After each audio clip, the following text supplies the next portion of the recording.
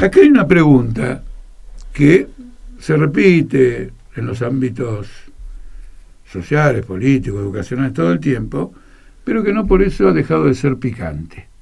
Y además está formulada de esa manera. Que dice lo siguiente, quien dice Horacio Daniel Castro, haciendo un paralelismo de Brasil con nosotros, Argentina, ¿hay que votar a Cristina para que no gane Macri? ¿O a la izquierda que no es Cristina, bueno, ella dice que de izquierda, o a la izquierda se refiere al partido de izquierda, aunque avance la derecha? Bueno, para actualizar esto, hay que decir que Cristina dijo que no se va a presentar. Con lo cual la pregunta a lo mejor sería, ¿hay que votar a Vado de Petro, a Scioli, a Capitanich, para que no gane Macri? Habría que ver si se presenta Macri. ¿No es cierto? Esta es una cuestión. En las elecciones, las organizaciones revolucionarias socialistas de la izquierda deben luchar por ganar el interés de los trabajadores por su posición, ganarlos a sus posiciones y conquistar el voto, derecha o izquierda, lo que fuere. Porque la tarea estratégica es siempre construir el partido de la clase obrera, el partido obrero. Esa es la tarea estratégica. Esa tarea estratégica hay que defenderla en cada poro y brecha de la situación política. En la pregunta de Horacio Daniel queda omitido que el voto entre Bolsonaro y Lula fue en la segunda vuelta, en el balotaje, cuando todos los demás partidos que no llegaron a la segunda vuelta quedan excluidos. En ese caso es admisible votar por Lula contra Bolsonaro luego de haber defendido en la primera vuelta una política revolucionaria propia, organización, etcétera, etcétera. ¿Y esto por qué? Porque la derrota definitiva y real de los Macri y de Bolsonaro no se va a producir por medio de elecciones. Se va a producir por medio de una lucha consecuente de los trabajadores. Y Argentina es la que más tiene la prueba de eso. ¿Por qué es la que más tiene? Y porque el Frente de Todos ha gobernado de tal manera que un problema que se planteó en el 2015 se repite ahora en el 2023. Macri vuelve.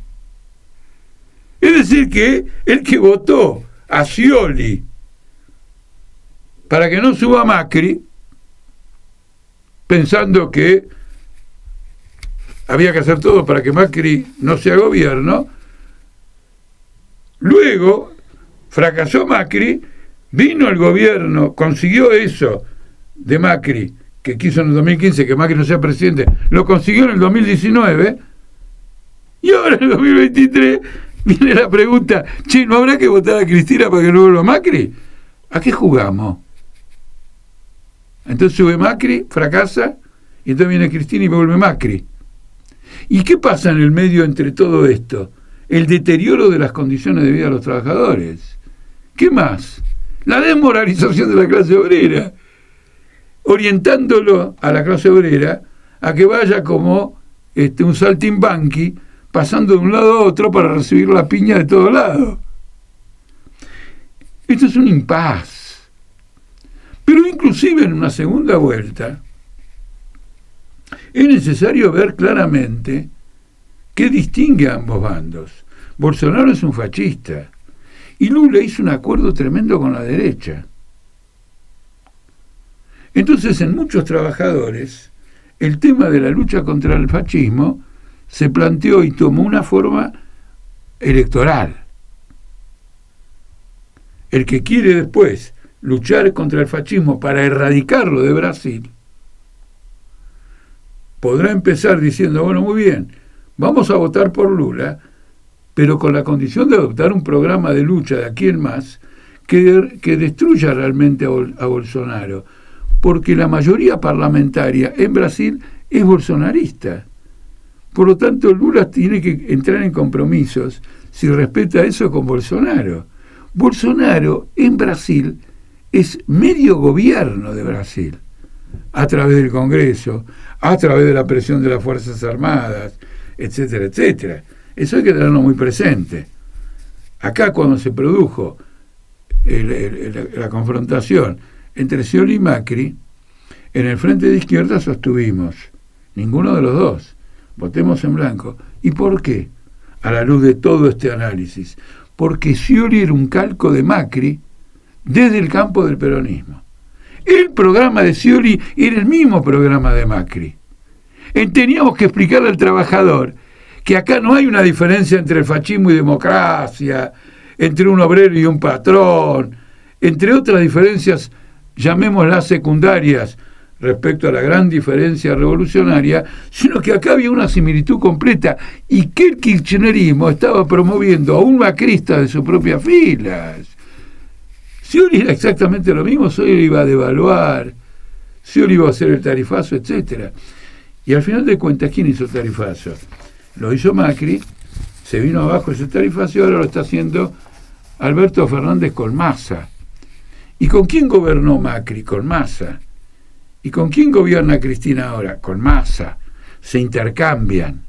Entonces, este planteo tan sencillo, che, cuidado, para que no gane la derecha, bla, bla, bla, es un planteo falaz.